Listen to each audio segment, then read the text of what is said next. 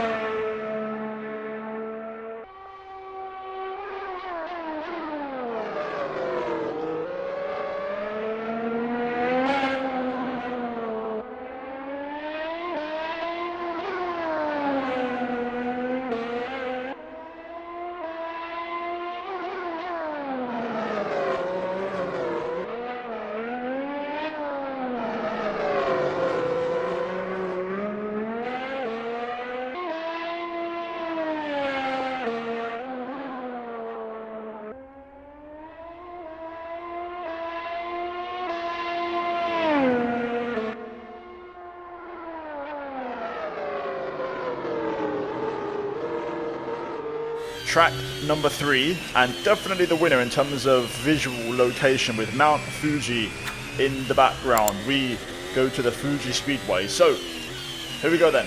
Let's get a lap underway. Tires are very cold, but let's get to work. So this straight is so damn long. You could have a cup of tea whilst waiting for turn 1 to arrive. DRS open as we prepare the braking zone. I'm going to guesstimate the 100. I have no idea. This is my first lap, so we're going to take a punt. So bang on 100, that's usually the go-to, and that worked pretty well. DRS open again, which is available here. We're going to close it now though. as we head into the fast stuff. So, turn 3, a little bit wide there. Turn 4, open up the line to then get back in for the second part of the apex, and that feeds into turn 5. Little sharp kind of triangular apex as we then get the power down on the exit. A bit bumpy there as we run a bit wide and now plunge downhill into the very tricky and very slow chicane. You can do the non-chicane version, but let's add a bit more, technicality to the racetrack. This car does not like the slow stuff, and that goes for the modern F1 cars in general. They do not like the slow stuff, hence why they're so tough to drive. And now just making our way up the uphill section, climbing meters, taking nice wide lines all the way here, trying not to lose the apex out of sight whilst taking the corner. And that's actually a pretty decent banker, to be fair. I'm quite happy with that. Let's see what we do then as we run up to the line. Gonna wait for the DRS, there it is. And our first lap is going to be a 1 minute. A bit further down, second finish line, 19.3. This is going to be a fun one. I'm looking forward to pushing this one flat out. That first part of the lap is so much fun. With the qualifying stuff, it's going to be a lot of fun.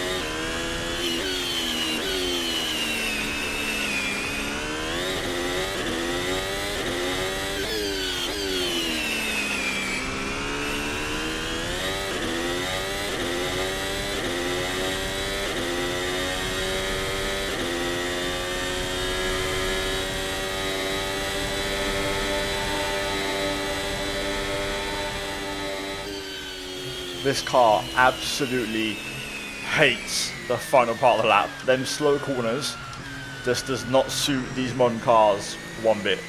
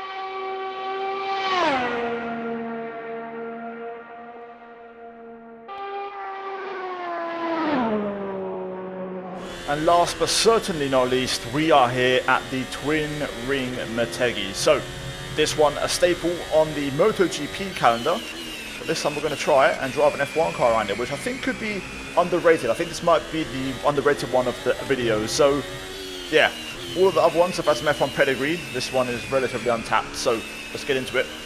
Final chicane to start out the lap. DRS open on the pit straight.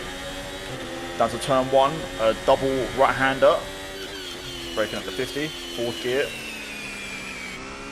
little bit of understeer there, a little bit of oversteer on the exit, but we keep it under control. Short little straight here as we then look for the 50 again for turn 3 and then turn 4, so this time a double left. So it's the opposite of the previous sequence. It was scruffy there, car bottoming out on the curb, but we'll fix that on our best lap.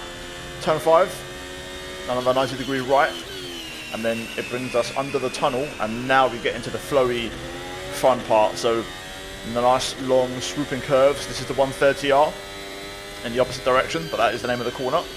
Then through a nice left into a right, a little bit of a chicane almost. Then down to a left hairpin. Then back on the power exit, really key here as we bottom out on that curb. Another hairpin, and this is going to bring us into the second DRS zone, and this is going to be the biggest exit of them all, the most important one. The alternative pit exit, as we then plunge downhill, spot the braking, be brave. About 75 meters according to the brake marker boards. And then under the tunnel again as we then go through this little kink into the final chicane. Important here to, again, make sure your exit is on point. And then power down, DRS up to the line. And it's going to be a 1 minute 28.1. So I reckon this could be a lot more fun with a trimmed down setup and having a bit more aero on the car and pushing it in qualifying mode.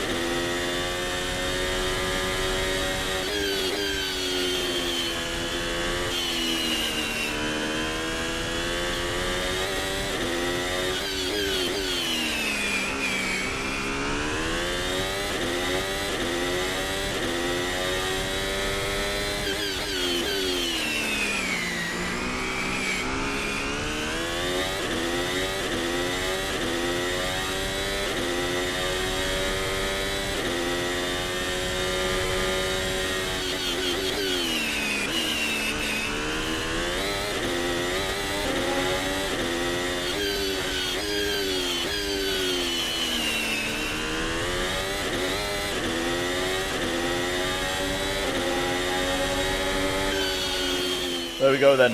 That was the last of the 4. Guys, what did you think in the comments down below? Let me know.